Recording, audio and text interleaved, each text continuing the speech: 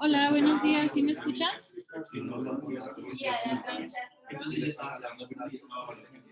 Buenos días, hola, hola.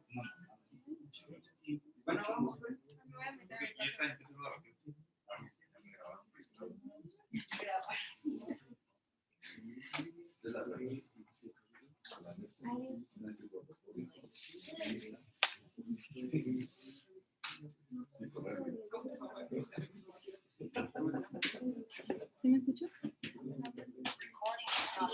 Hola.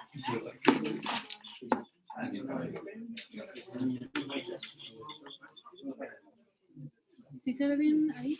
Sí.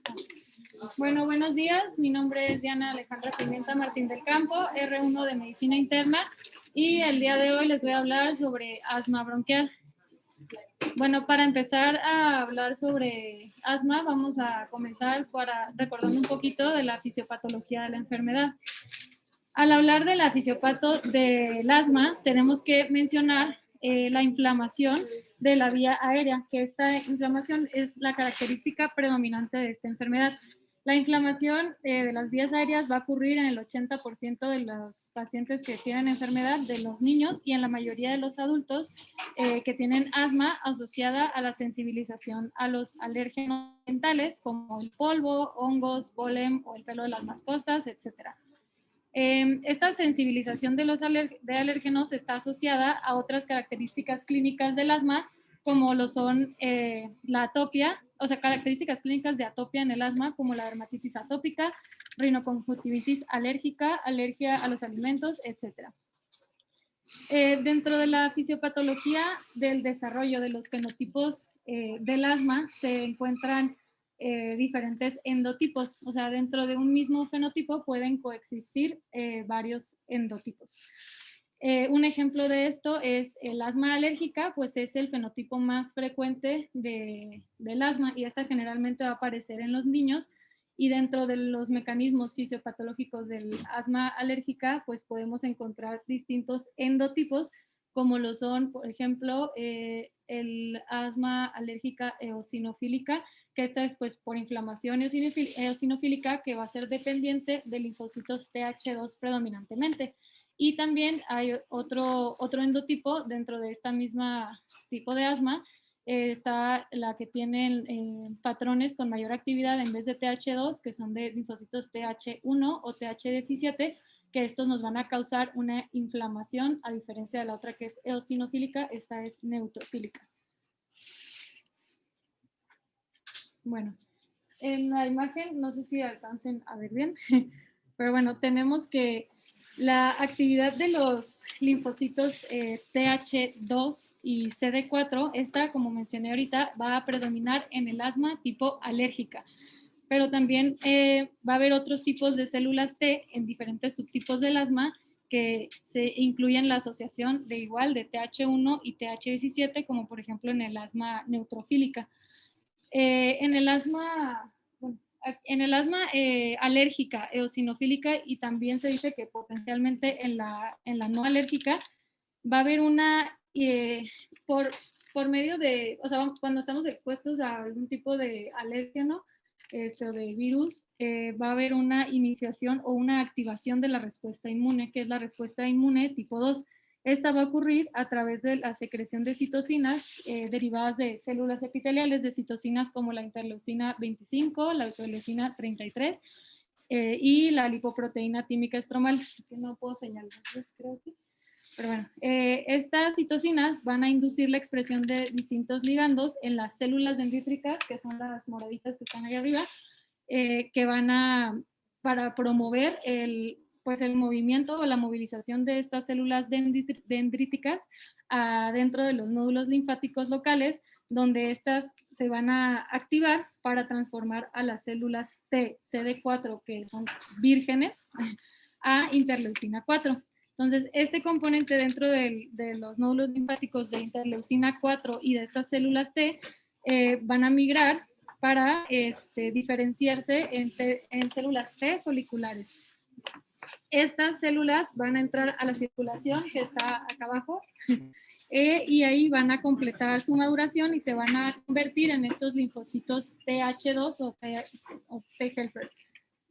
Estos linfocitos T van a ser secretores de citoquinas como la interleucina 4, que esta se va a encargar de la mediación de la inmunoglobulina E en las células B, mientras que los linfocitos TH2 que están ya en la circulación maduros van a migrar al epitelio de la mucosa, donde van a secretar también interleucinas como la interleucina 5 y la 13, que estas van a pues encargarse de mediar la inflamación y los cambios que va a haber como de remodelamiento de la mucosa de la vía aérea, que esto va a hacer a predisponer a los pacientes con asma, va a predisponer a los individuos, o sea, o a las personas al asma o a la exacerbación del asma cuando ya la padecen. Entonces, pues, tenemos que para la sensibilización a los alérgenos se van a requerir de distintas interacciones, entre ellas, pues, la interacción entre las, como mencionábamos, de las células dendríticas presentadoras de antígeno y las células T. También de mecanismos que involucran el procesamiento de los alérgenos van a procesar los alérgenos a péptidos y la presentación de estos péptidos por parte del complejo mayor de histocompatibilidad tipo 2 a las células T receptoras. Todo esto, como mencionaba, se va a llevar a cabo en los nódulos linfáticos y va a resultar en la diferenciación de estas células T a las células maduras, que son las TH2 o linfocitos TH2, que van a secretar pues, citoquinas proalérgicas o proinflamatorias, como la interleucina 13, 3, la 4, 5, 9, 13 y el factor estimulante de colonias de granulocitos y macrófagos. Esto, pues a su vez, va a conducir a una respuesta de mayor producción de IgE, de mastocitos y de eosinófilos, que estos son característicos del asma alérgica. Una vez que ya se sensibilizan a estos alérgenos, van a existir dos tipos de respuesta. Una respuesta broncoconstrictora temprana y una fase tardía. En la respuesta temprana, esta va a ser mediada por los mastocitos. Se dice que dura aproximadamente 5 a 9 minutos y en esta respuesta temprana va a haber liberación de histamina, dependiente de IgE, de prostaglandinas y de leucotrienos. Y en la fase de respuesta tardía, esta va a evolucionar de 3 a 12 horas. Ella va a estar pues ligada o relacionada a infiltración y a la activación de los eosinófilos, También va a haber después producción de leucotrienos y de linfocitos TH2 y va a haber un aumento en la sensibilidad de la vía aérea. En esta siguiente imagen, bueno, pues es importante mencionar que, como les decía, el asma pues va a estar caracterizada por inflamación de la mucosa. Va a haber un remodelamiento de la vía aérea. En esta imagen podemos ver en la parte donde dice, pues, la parte normal y una de una persona con asma, una vía aérea de una persona asmática, en la que observamos donde dice, no sé si alcancen a ver, donde dice BM, y donde está la parte de abajo del lado donde dice normal es el músculo liso, como está delgadito de un lado y en la otra parte pues está aumentado de tamaño. Va a haber metaplasia y aumento del músculo liso, inflamación del epitelio, fibrosis y angiogénesis. Bueno, ya pasando como tal a la definición, las vías de la GINA o de la Global Initiative para el asma define a la enfermedad como una enfermedad heterogénea caracterizada por inflamación crónica de las vías aéreas y pues que va a estar definida por la historia de los síntomas respiratorios, la clínica o los síntomas característicos del asma. Pues van a ser, como sabemos, las sibilancias, la falta de aire, la tos y la opresión torácica, que estos síntomas van a variar en el tiempo y van a variar también en su intensidad.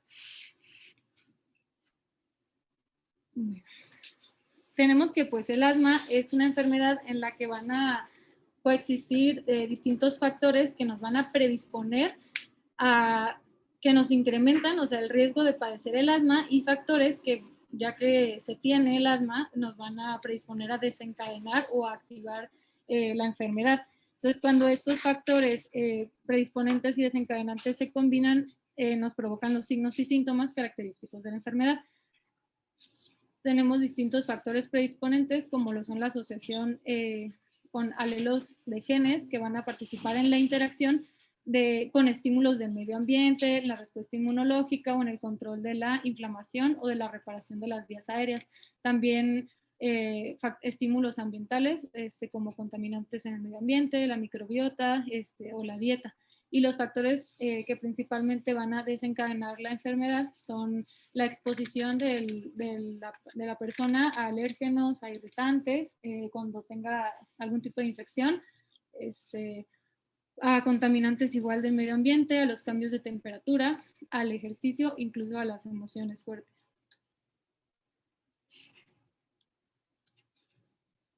Bueno, pasando al diagnóstico, ¿cómo vamos a hacer el diagnóstico de asma? Pues el asma, como les mencionaba, pues es una entidad heterogénea que va a resultar de esta interacción entre los factores ambientales y genéticos. Mencionan que ninguno de los síntomas y signos que son característicos del asma son totalmente específicos nada más del asma. Entonces, por lo que dicen que en ocasiones pues no es fácil confirmar o rechazar el diagnóstico del asma.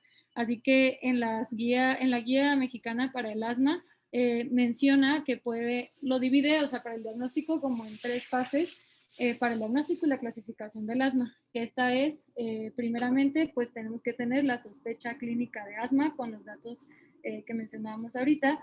Tenemos que, lo más importante, que es la demostración de la obstrucción variable del flujo de la vía aérea, y también en clasificación de acuerdo al nivel del control del paciente, al riesgo, a la gravedad y al fenotipo de asma que tenga el paciente. En la número 1, que es la sospecha clínica, pues tenemos que esta sospecha de asma se va a basar en ya sea A, la presencia de 2 o más síntomas clave, que son tos, sibilancias, opresión en el pecho, disnea, o B, que estos síntomas tengan una variabilidad en el tiempo, en intensidad y presencia de los factores desencadenantes. Este paso, que es la demostración de la obstrucción del variable al flujo en la vía aérea, pues es el más importante, ¿no? En pacientes que tengan un cuadro clínico sugestivo de asma, se recomienda esta prueba, la espirometría, como de primera línea para demostrar esta obstrucción. ¿Cómo vamos a interpretarlo? No sé si alcancen a ver, pero bueno, el patrón obstructivo se va a establecer con una relación de la FEV1 y de la capacidad vital forzada, dependiendo de la edad, o sea, en los adultos, cuando es menor o igual al 70%, en menores de 50 años, ya podemos hacer el diagnóstico de asma, de menos de 68 en pacientes de 50 a 59, de 66% en pacientes de 60 a 69 años y menor o igual al 64% en pacientes mayores de 70 años. También en las guías mencionan que se recomienda que en la misma sesión de cuando sospechamos a un paciente que tiene asma, le hacemos la espirometría y que ahí mismo se realice una segunda prueba a los 15 a 20 minutos posterior a la administración de 400 microgramos de salbutamol o de 200. También mencionaba que podía ser suficiente con 200 microgramos. Existen otro tipo de pruebas que son también pues objetivas y pues son consideradas como complementarias para demostrar esta limitación del flujo de aire. Para demostrar la reversibilidad, o sea, podemos hacer una espirometría broncodilatador y post-broncodilatador, como mencionábamos, pues posterior a la administración de 400 microgramos de salbutamol en aerosol o 4 disparos. Vamos a tener que la reversibilidad se considera positiva cuando la FEV1 incrementa en los adultos más del 12% y de 200 mililitros, y en los niños pues más del 12%. Hay otro tipo de pruebas que podemos hacer, que es una prueba terapéutica con esteroide inhalado a dosis media por 6 semanas, o también se puede hacer con prednisona. Esta se deja 40 miligramos diarios durante 15 días. Igual vamos a hacer después al paciente la espirometría y se va a comprobar si hubo reversibilidad positiva, si la FEV1 igual incrementa 12% o 200 mililitros.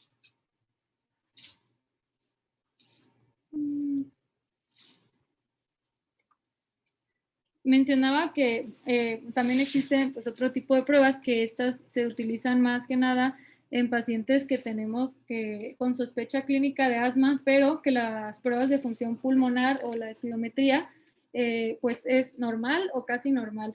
En estos pacientes pues se recomienda realizar pruebas de reto para documentar esta hiperreactividad bronquial.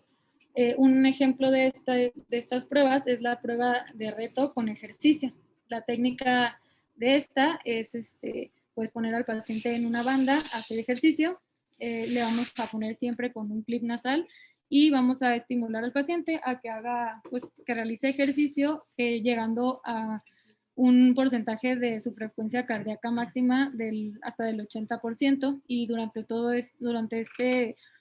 esta prueba vamos a monitorizar la frecuencia cardíaca, la saturación, el grado de disnea del paciente y de fatiga, y se van a realizar espirometrías en distintos momentos.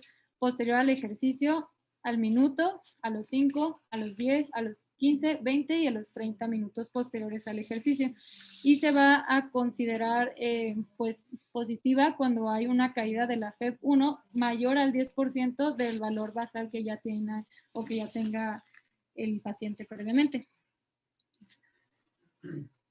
Bueno, como mencionaba, pues estas pruebas van a ser útiles en pacientes que tengan síntomas obstructivos de la vía aérea, como pues tos, sibilancias, pero que las pruebas en reposo sean normales, o que no podamos comprobar esta reversibilidad en la espirometría, o en pacientes que también solamente presentan los síntomas nada más después de hacer ejercicio. Se mencionan otro tipo de estudios de laboratorio que podemos realizar a los pacientes, como son los marcadores de inflamación eosinofílica, como pues, la eosinofilia sérica. Se mencionaba que una cantidad de eosinófilos en sangre periférica más de 0.4 por 10 a la 9 o más del 3%, pues se consideraba como positiva, pero que esta no se utilizaba pues como tal para el diagnóstico de asma, sino era más como un marcador para los pacientes para riesgo de exacerbaciones. Otro de los estudios es la medición de la fracción exhalada de óxido nítrico, que pues es un marcador indirecto de inflamación eosinofílica. Mencionaba en las guías que sí estaba en unidades de tercer nivel, que sí se consideraba como un estudio confirmatorio, que se recomendaba realizar en adultos no fueran fumadores y que no utilizaran o que no hubieran utilizado corticosteroides inhalados, y en pacientes que no tuvieran una infección actual en las vías respiratorias. Se considera como positiva en los niveles menores de 25%, en los adultos. Y también la identificación de un alérgeno específico. Estas se realizan cuando tenemos igual sospecha de asma alérgica de tipo IgE, cuando tenemos síntomas, o sea que el paciente refiere síntomas cuando está expuesto a cierto tipo de alérgenos. Tenemos que hacer ahí como la historia clínica y preguntar, si los síntomas del paciente desaparecen cuando sale del entorno donde dice que empieza a presentar los síntomas, o si tiene como predominio en ciertos meses del año, o que tenga antecedentes personales o familiares de enfermedades alérgicas. El siguiente punto dentro de este abordaje para el diagnóstico es la clasificación del control del paciente, el riesgo, la gravedad y el fenotipo del paciente. Para la clasificación inicial del paciente, o sea, la clasificación inicial del paciente nos va a ayudar, nos va a guiar para dar el tratamiento inicial. Entonces se van a tomar en cuenta estos siguientes parámetros, que son el nivel de control de los síntomas, que se va a dividir en buen control, en control parcial o en descontrol. El riesgo futuro del paciente, que este también va a depender de la FEV1 y de otros pues, factores de riesgo que van a incrementar las exacerbaciones, de si hay obstrucción irreversible o efectos adversos por los medicamentos. También del nivel de gravedad del asma, que ahorita lo vamos a ver, y del tipo o del fenotipo de asma que tenga el paciente. Hay diferentes, pero las más importantes en las que lo dividen es en alérgica o no alérgica.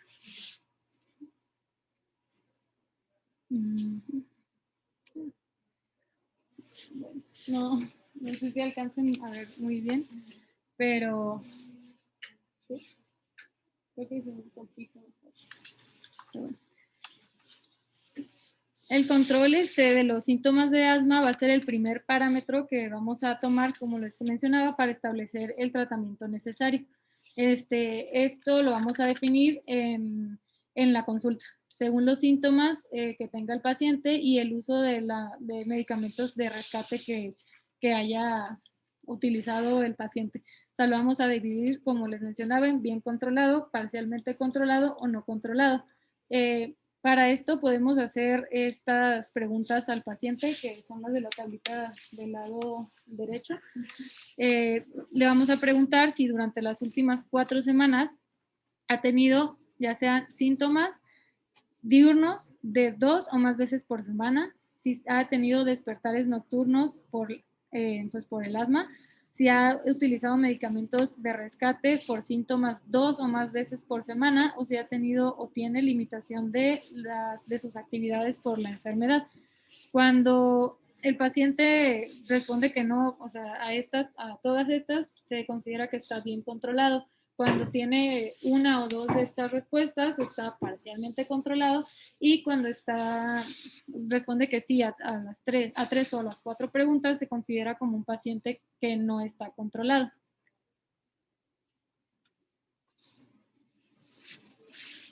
Okay. Bueno, aquí podemos ver cómo puede ir evolucionando el asma, que es en la otra que está acá como con el monito, como cuando el paciente está pues bien controlado, el paciente no tiene síntomas y sus pruebas de función respiratoria están normales. Cuando el paciente está parcialmente controlado, va a haber ya una pérdida pues, del control de la enfermedad, con un aumento de los síntomas y una disminución de las pruebas de función respiratoria. Y en el paciente pues no controlado va a presentar crisis ya sean leves, moderadas o graves.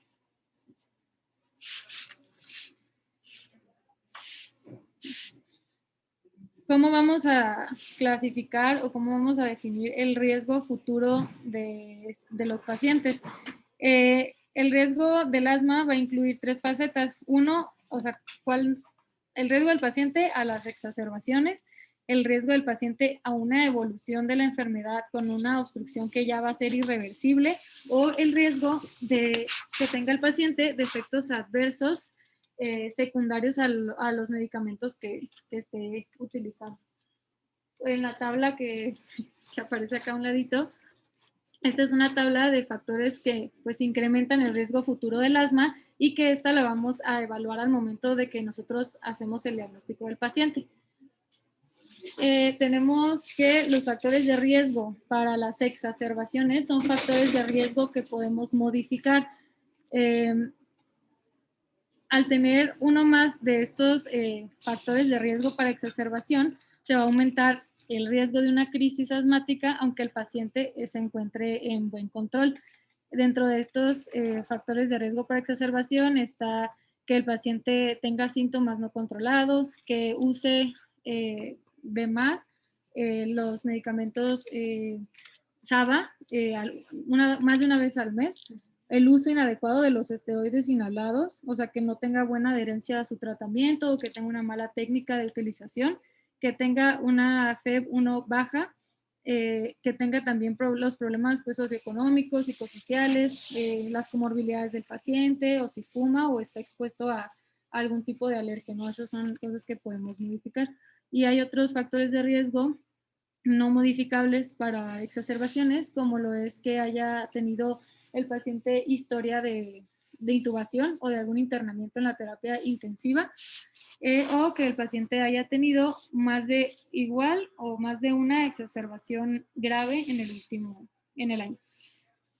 Existen otros factores, ahora los factores, esos eran factores de riesgo para las exacerbaciones.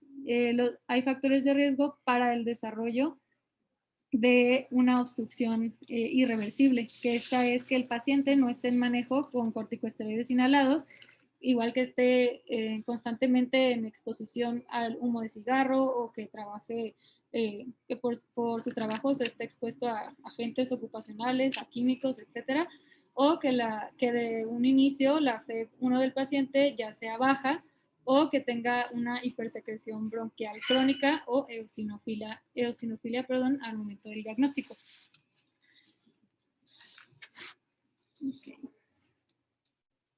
Entonces, esto yo creo que ya pues nos acordamos varios de la clasificación, de cómo se va a clasificar pues el asma según la gravedad del paciente o de los síntomas que tenga el paciente. La GINA o las guías GINA establecen la gravedad del paciente como leve, moderada y grave, dependiendo del tratamiento en el que se encuentre el paciente. O sea, el asma leve es cuando el paciente está en buen control. En el tratamiento, si nos acordamos del cuadrito de los escalones del asma, cuando está en paso 1 o en el paso 2.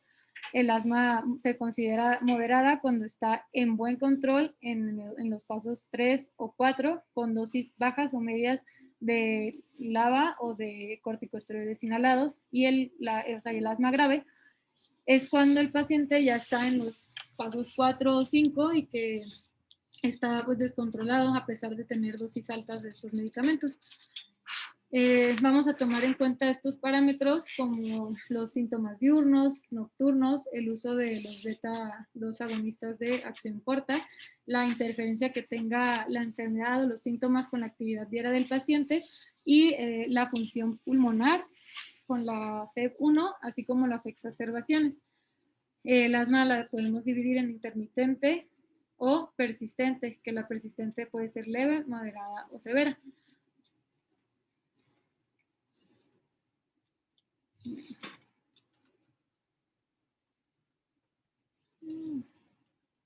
Pasando pues al tratamiento, tenemos que los objetivos principales del tratamiento del asma van a ser dos: el control de los síntomas diurnos y nocturnos del paciente, y la reducción del riesgo futuro de lo que mencionábamos ahorita, que es disminuir el riesgo de exacerbaciones, disminuir la pérdida de la función pulmonar y tratar los efectos o prevenir los efectos adversos a los medicamentos. En esta tablita no se ven muy bien, creo tampoco, pero bueno, hay acciones que tienen evidencia que si son acciones no farmacológicas, son tratamiento no farmacológico que tiene evidencia de que si las realizamos o las recomendamos, van a mejorar el estado de salud de los pacientes con asma. Esto es, pues evitar el tabaquismo, ya sea activo o pasivo, limitar la contaminación pues, intradomiciliaria con olores fuertes, con bálsamos, leña, etcétera. Cuando también hay mal clima, o que el paciente realice ejercicio extenuante al aire libre. En caso de que, por ejemplo, el paciente sea alérgico al pelo de los animales, pues hay que recomendar que evite esta exposición. Mejorar la ventilación de su casa, evitar la humedad, etcétera. Y hay otras pues, acciones que no tienen evidencia que mejoren eso, ¿no? Como pues la acupuntura, ionizadores de aire, homeopatía, y medidas físicas y químicas que pues que solo reducen los ácaros, ¿no? Bueno, la clasificación del asma por fenotipos, las más importantes es el asma alérgica y la no alérgica. La alérgica puede ser de inicio temprano, va a haber antecedentes personales o familiares positivos para atopia, y en la no alérgica, esta se va a presentar en adultos, en algunos adultos con asma, y puede ser eosinofílica, eosinofílica o neutrofílica, perdón. También existe el asma de inicio tardío, que es otro fenotipo, el asma con limitación fija al flujo de aire, y el asma en pacientes obesos, que en los pacientes obesos van a haber síntomas marcados, pero no vamos a encontrar eosinofilia en ellos. Bueno, como mencionábamos, mencionaban las clases pasadas, creo que era en el EPOC, para el manejo de asma, va a haber un ciclo, va a implicar un ciclo continuo, como se mencionaba igual que en el EPOC, de evaluar, ajustar el tratamiento y de revisar la respuesta al tratamiento. Entonces, ¿qué vamos a evaluar? Vamos primero a confirmar el diagnóstico si es que es necesario, que todavía tengamos duda. Vamos a evaluar el control de los síntomas y de los factores de riesgo modificables que tenga el paciente, las comorbilidades del paciente. Vamos a evaluar la técnica del uso del inhalador del paciente y la adherencia que tenga al tratamiento. Y pues también hay que evaluar los objetivos del paciente, o sea, qué espera él del tratamiento. Después de esto, pues vamos a ajustar el tratamiento. En el ajuste del tratamiento vamos a tratar los factores de riesgo modificables y las comorbilidades también con estas estrategias no farmacológicas. También aquí se va a dar educación y formación al paciente, y se va a dar, se van a ajustar los medicamentos que esté tomando el paciente. Y para revisar la respuesta, pues aquí vamos a valorar los síntomas, si ha tenido o no exacerbaciones, si presenta efectos secundarios o no. Vamos a valorar la función pulmonar y también pues ver qué tan satisfecho está el paciente con su tratamiento. En esta tablita, creo que sí se ve un poquito más, pues puse los distintos pues, tipos de medicamentos que existen para el tratamiento del asma y su dosificación. Ahí tenemos distintos tipos como los beta-2 agonistas de acción corta, como el salbutamol o el fenoterol, los de acción prolongada, como el salmeterol o el formoterol. También están los glucocorticoides inhalados, como la budesonida, la beclometasona y la mometasona y la fluticasona. Tenemos también, pues hay distintos preparados de medicamentos que ya sean de beta-2 de acción prolongada combinados con esteroides inhalados, y los anticolinérgicos como el hipatropio, que este es de acción corta, y el tiotropio, que es un anticolinérgico de acción prolongada. Esto nada más como para recordarlo. Y ya pasando al... ¿Sí se ve, no? Bueno, este es el cuadro que también ya conocemos casi todos del tratamiento o del escalonado de los escalones del tratamiento para el asma. Mencionaba en las guías de la GINA que a partir del 2019 ya no se recomendaba iniciar solamente el tratamiento con un beta-2 agonista de acción corta como monoterapia. O sea que ahora se recomendaba comenzar con un tratamiento controlador, o sea, con corticoides inhalados más los SABA, que porque esto pues nos ayudaba a reducir el riesgo de presentar exacerbaciones y que nos ayudaba a controlar mejor los síntomas de los pacientes. Antes de pasar de un paso a otro o de reducir el tratamiento, como mencionaba, pues tenemos que revisar primero la buena técnica del paciente, la adherencia que tenga al tratamiento, y pues evaluar eliminar estos factores que puedan estar desencadenando la enfermedad del paciente. En el paso 1, tenemos que como elección, pues ya se recomendaba los corticoides inhalados más los SABA, como el formoterol a dosis bajas, pues por razón necesaria.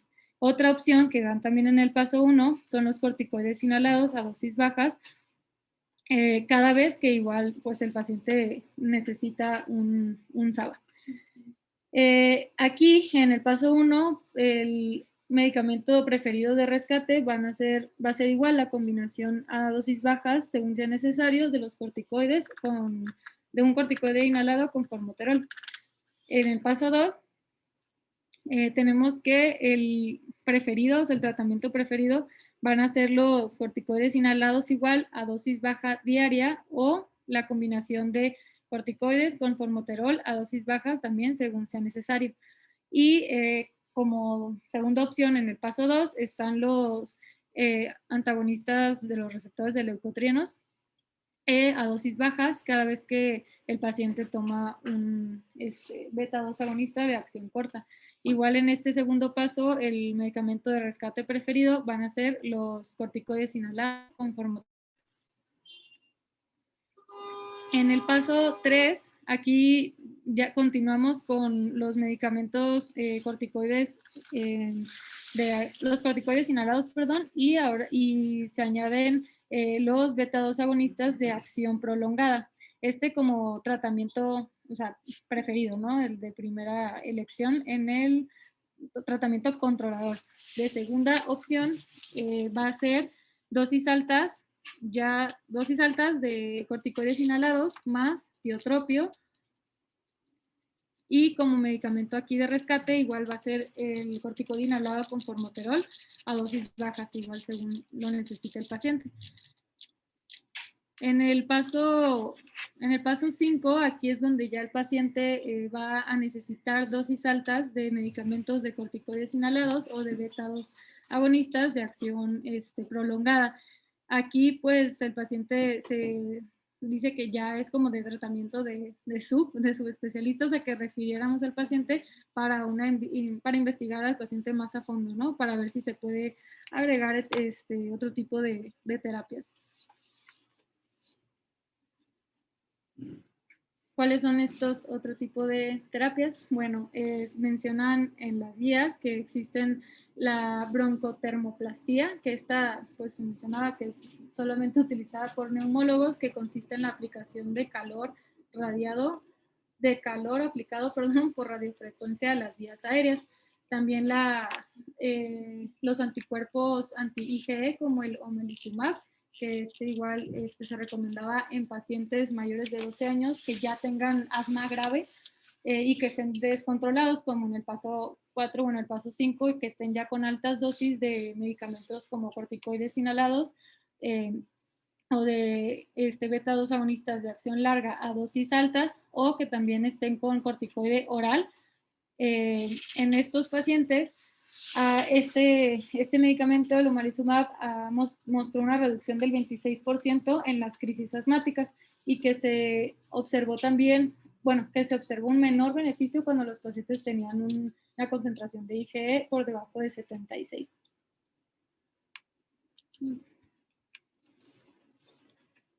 Bueno, me pareció también importante mencionar que cuando los pacientes ya están en estos niveles de tratamiento, o sea, que ya están en un 4 o en un 5 y que siguen descontrolados, que ya están igual tratados con corticosteroides a dosis altas, inhalados u orales por ya tiempo prolongado, tenemos que vigilar pues los síntomas de efectos adversos sistémicos que puedan presentar los pacientes. Esta tablita pues nos menciona que en cada consulta a este tipo de pacientes vamos a explorar o vamos a buscar si tienen irritación faríngea, vamos a vigilar su presión arterial. También vamos en cada consulta y cuando tienen alguna infección, casos de insuficiencia suprarrenal, al año les tenemos que medir su glucosa, su perfil de lípidos, y también mandarlos al oftalmólogo en busca de pues, cataratas. Y bueno, esto también me pareció importante mencionarles un algoritmo que habla de las crisis asmáticas, o sea, de las crisis asmáticas en adultos y en niños mayores de 6 años. Aquí, pues tenemos que, o sea, cuando tenemos un paciente con crisis asmática, vamos a preguntarnos si es asma, si tiene riesgo de un asma fatal, y vamos a valorar al paciente de acuerdo a la gravedad clínica con su saturación de oxígeno o con la FEV1. Cuando tenemos un paciente en una crisis leve moderada, el paciente va a tener una saturación de oxígeno del 90 al 95% o una FEV1 del 50 al 60%.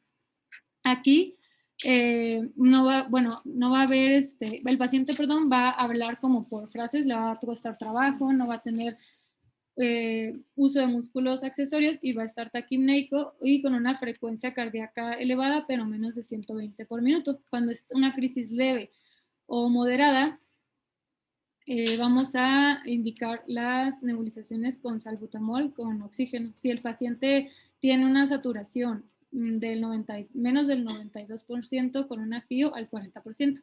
Si el paciente tiene una saturación del 92%, se va a indicar el salbutamol con aspirador. Si el paciente después de este manejo no mejora, vamos a indicar salbutamol más bromuro de hipatropio y se va a nebulizar con oxígeno cada 15 a 20 minutos. Y se puede hacer esto por 3 veces, ¿no? O también podemos indicar un corticosteroide sistémico, ya sea vía oral o intramuscular. Posterior a esto, bueno, si estamos en esta crisis leve o moderada y el paciente presenta mejoría, pues vamos a evaluar la respuesta al tratamiento y volver a clasificarlo dependiendo del estado clínico y de su saturación. Las crisis graves, aquí el paciente va a estar con una saturación menor del 90%, con una FEV1 del 25 al 50. Aquí el paciente igual va a costarle trabajo hablar, va a preferir estar sentado, no estar acostado porque le va a dificultar más la respiración, y aquí sí vamos a encontrar al paciente con uso de músculos accesorios y con la frecuencia cardíaca de 120 hasta 140. A estos pacientes directamente vamos a nebulizarlos, o sea, con salbutamol, perdón, y bromuro de hipatropio. O también con corticoides sistémicos. Cuando el paciente no mejora, pues se traslada a una unidad pues especializada y se valora su ingreso a la unidad de cuidados intensivos. Y pues, creo que esto. Igual, estos son igual los medicamentos igual que se utilizan en adultos o en mayores de 6 años en las crisis asmáticas, que son los beta-2 agonistas, como el salbutamol inhalado, los anticolinérgicos como el hipatropio inhalado, y la combinación de estos, que es salbutamol más bromuro de hipatropio inhalado, y los glucocorticoides, ya sean, bueno, los glucocorticoides, esteroides sistémicos como la prednisona, la prednisolona o la hidrocortisona. Que la hidrocortisona, bueno, y acá están las dosis, no sé si lo alcanzan a. Esto es para las crisis asmáticas nada más. Y pues, es todo.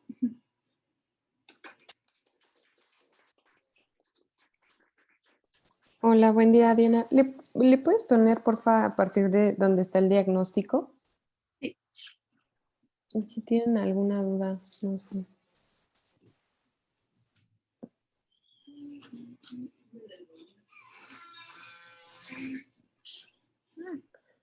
Bueno, eso es lo que comentabas de los factores como de Ajá. riesgo, ¿no? Que siempre hay ciertos factores identificables en cada enfermedad, ¿no? Y casi siempre se relaciona en muchos de ellos que ante una exposición se desarrollan los síntomas. Ujú. De lo del diagnóstico, pues creo que el mejor estudio o el más indicado es la espirometría, ¿no? Para el diagnóstico como confirmatorio. ¿Le puedes adelantar? En donde empieza lo de la espirometría. Los síntomas, si se dan cuenta, aunque sí pudiera ser tos, sibilancias, y sí nos orientan, si hay manera de confirmar obstrucción al flujo aéreo expiratorio, eso es lo mejor. Existen varias herramientas para decir que hay obstrucción. La más clásica es la espirometría. Ahora, la espirometría es un estudio estático, es decir, puede que en ese momento el sujeto no tenga síntomas o no curse con broncoespasmo y tenga una espirometría normal. Entonces, esto no descarta el diagnóstico.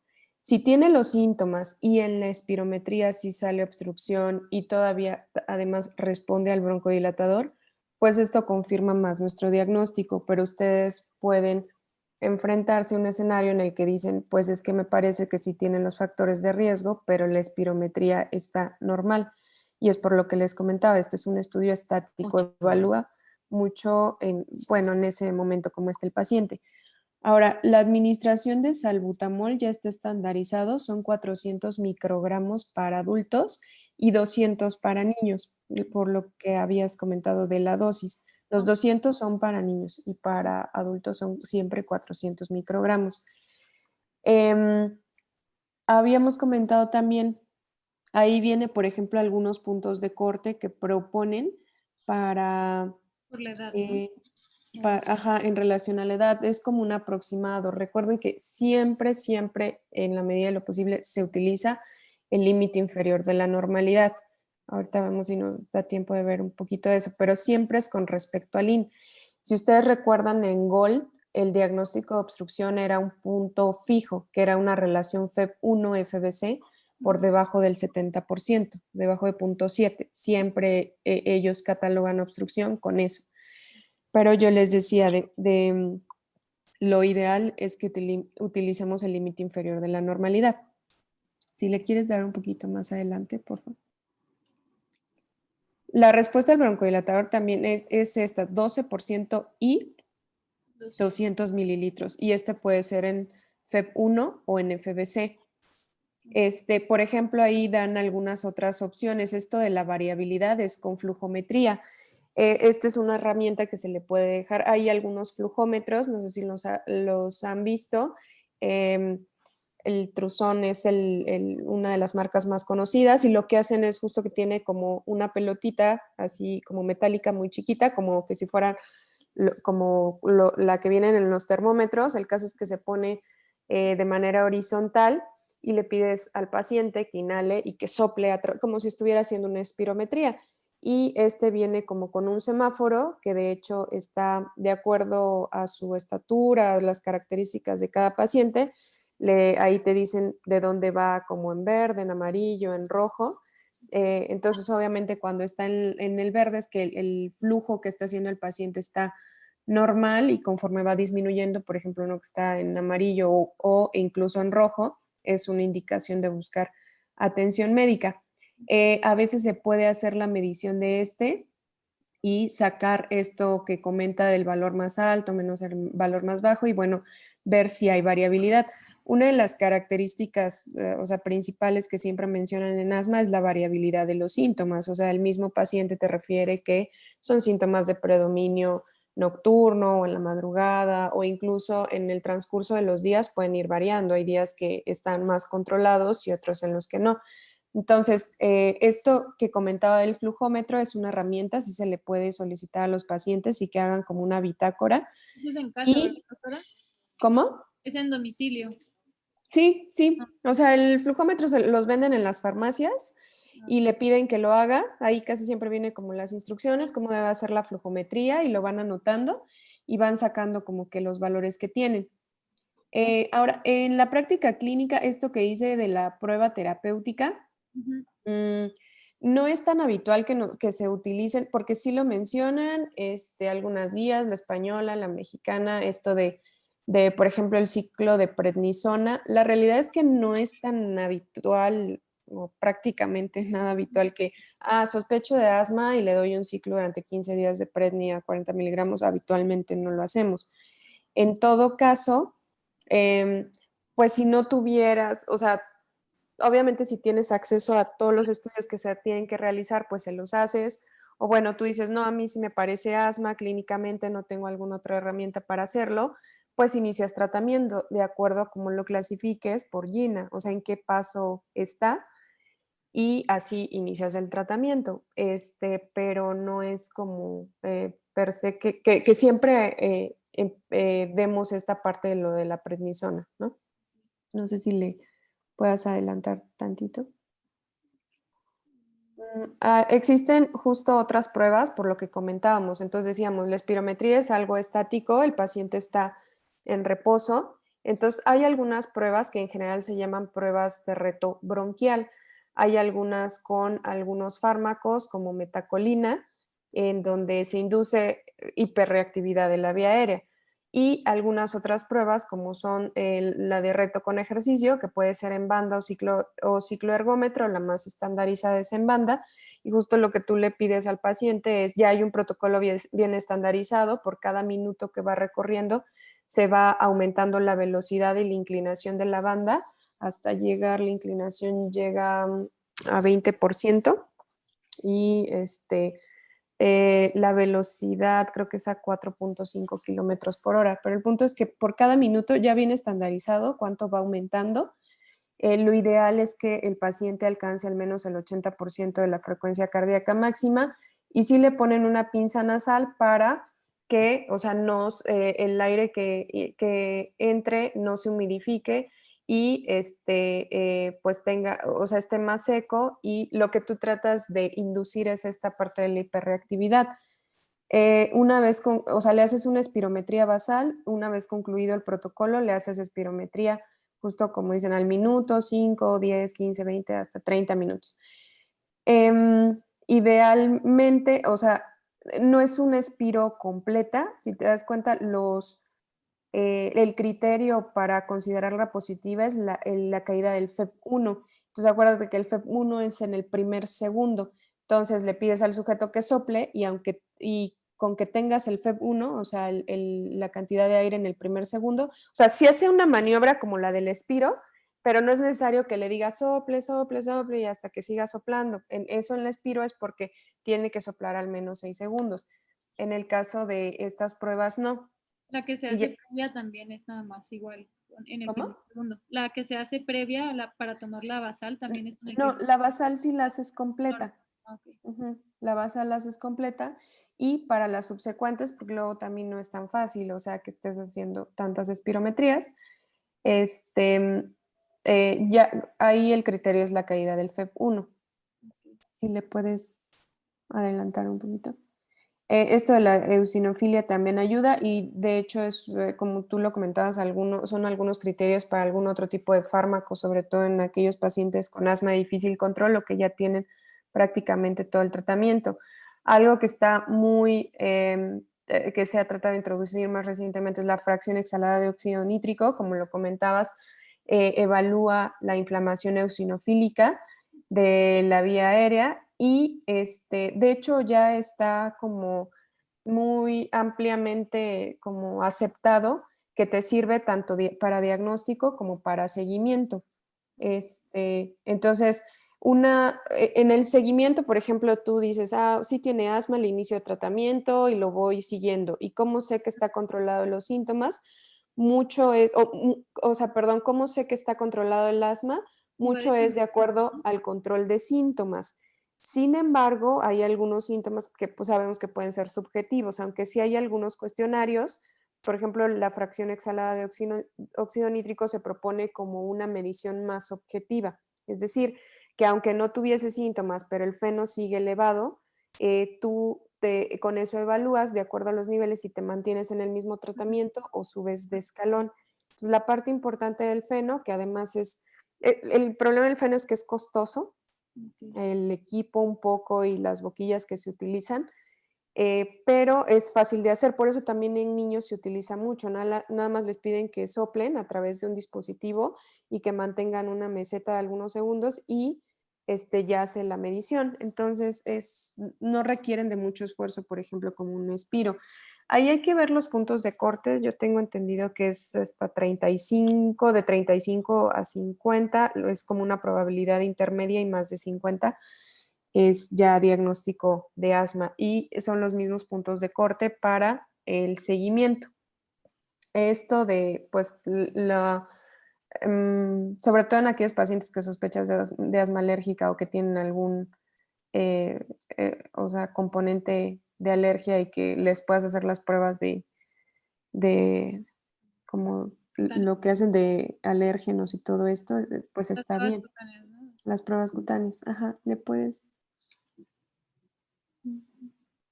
si quieres adelantar tantito, a la clasificación. Me voy a enfocar a la primera vez que ustedes vayan a un paciente, La primera clasificación que utilizamos, y de hecho yo sugeriría, aunque lo hayan visto en algún otro lugar, pero llega de primera vez con ustedes, es esta de la gravedad, que te la clasifica en intermitente o persistente, que puede ser leve, moderada o grave. Si tú ves de acuerdo a esa clasificación, es cuando te dice en qué paso de GINA iniciar.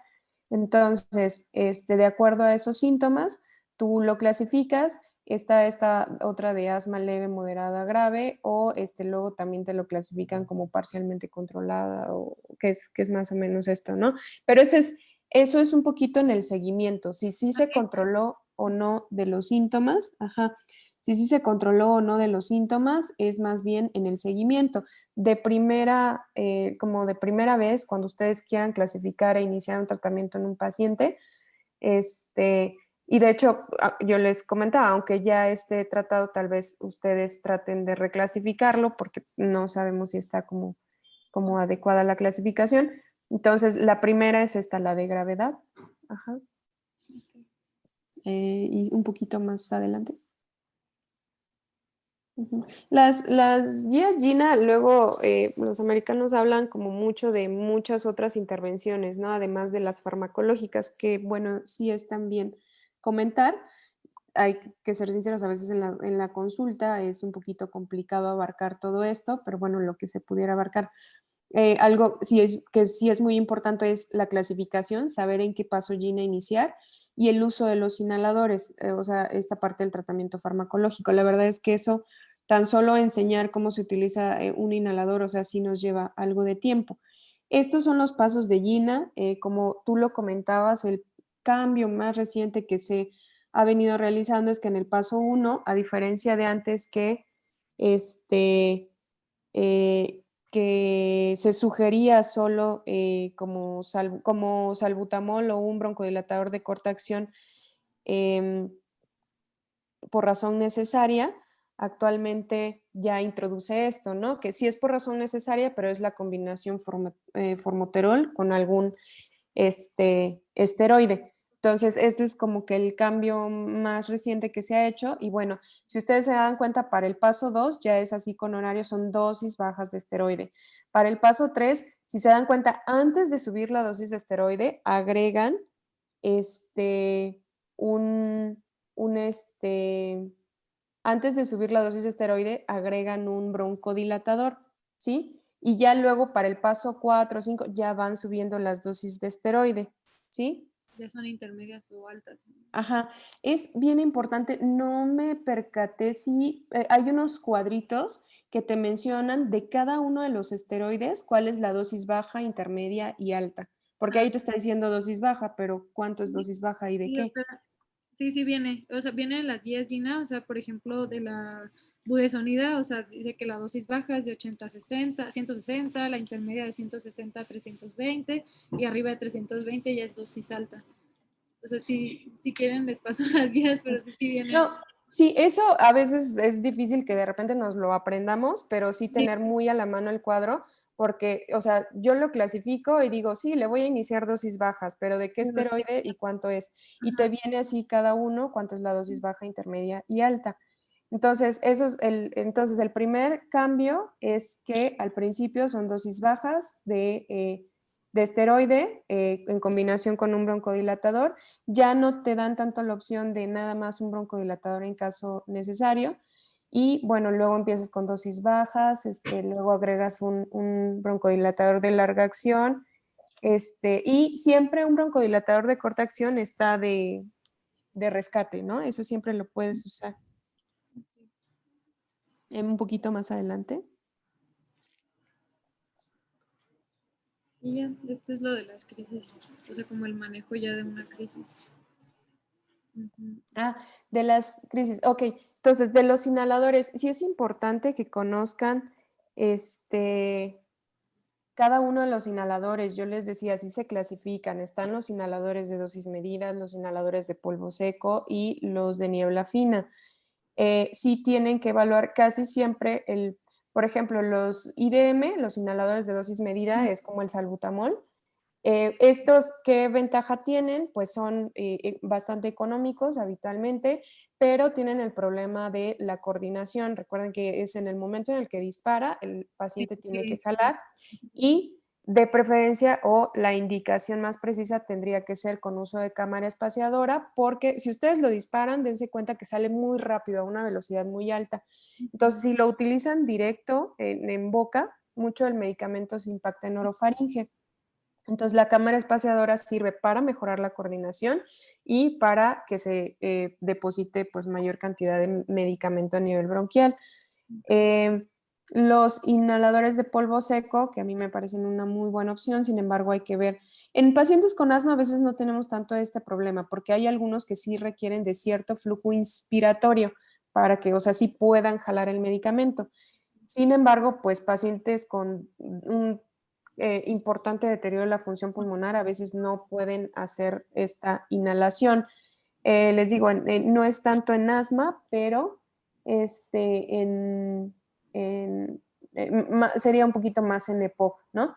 Entonces, sí es importante que conozcan cuáles son los tipos de inhaladores y, por ejemplo, que se vayan familiarizando con cuáles tenemos a la mano. Otra de las cosas que siempre les digo es la vida media de los medicamentos, ¿no? Por ejemplo, la mayoría para asma, la vida media tanto, o sea, vienen, por ejemplo, los que vienen en conjunto, tanto esteroide como broncodilatador, la mayoría son de 12 horas, entonces es cada 12 horas. Si ustedes aumentan la dosis, o sea, de una dosis baja a una intermedia, porque quieren, por ejemplo, de 250 a 500 microgramos, aumentan los disparos, pero siguen siendo cada 12 horas. Entonces, no tiene sentido que, por ejemplo, lo pongan cada 8 para los que son cada 12. Solo Generalmente es vienen, aumentar la dosis y se queda igual, ¿no? ajá, por ejemplo, si hubiera un disparo cada 12 y luego dos disparos cada 12, o la dosis que ustedes quieran dejar, pero hay que ver o sea, cuáles son las características de ese medicamento. La mayoría vienen cada 12 horas, por ejemplo, los más que conocen como esto que tiene formoterol budesonida, que es Symbicort o Vanair, el clásico Ceretide también es cada 12 horas. Dentro de los pocos que es cada 24 es el Relvare, que trae fluticasona y bilanterol. O sea, la vida media del medicamento es más larga, entonces por eso es cada 24 horas, pero es lo que tienen que identificar. Recuerden que sí, y algo que es así bien común, se les tiene que pedir que se enjuaguen, ¿no? Después Ah, de utilizar el medicamento. Ajá. vale, Si quieres adelante. muchas gracias. A ver, no, Ah, para las exacerbaciones, algo importante también. Sí es importante clasificarlas. Ahora recuerden, en la exacerbación pues hay broncoespasmo y el objetivo es romper el broncoespasmo como sea. O sea, ustedes tienen que dar un broncodilatador.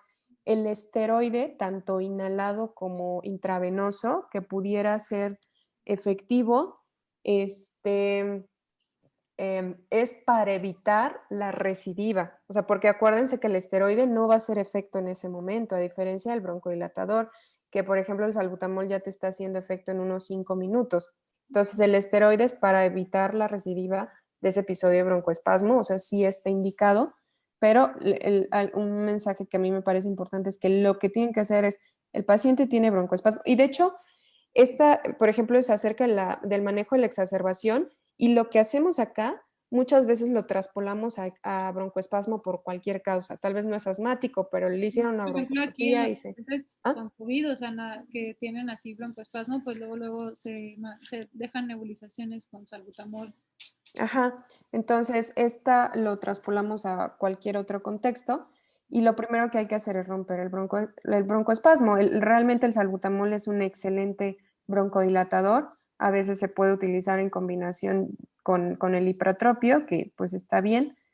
Y sí tiene esto de la indicación del esteroide, que las guías siempre lo manejan, que puede ser vía oral. A veces, por ejemplo, me parecería que por la parte hospitalaria, muchas veces tenemos a la mano más algo intravenoso, que generalmente por las características del medicamento pudiera llegar a ser hidrocortisona o metilprednisolona.